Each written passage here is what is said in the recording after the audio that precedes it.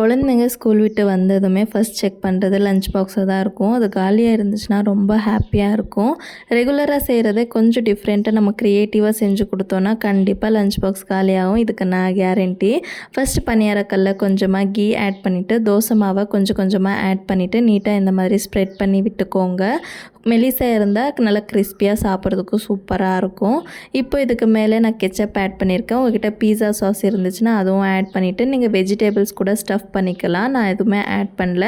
இதுக்கு மேலே கொஞ்சமாக சீஸும் போட்டுட்டு சில்லி ஃப்ளேக்ஸும் மிக்சட் ஹர்ப்ஸ் போட்டு க்ளோஸ் பண்ணிவிட்டு ஒரு 2 நிமிஷத்துக்கு சீஸ் மெல்ட் பண்ண பிறகு எடுத்திங்கன்னா அவ்வளோ கிறிஸ்பியாக சூப்பராக இருக்கும். மினி பீஸான்னு சொல்லி கொடுத்து பாருங்களேன், சூப்பராக லஞ்ச் பாக்ஸ் காலி பண்ணிட்டு வந்துடுவாங்க.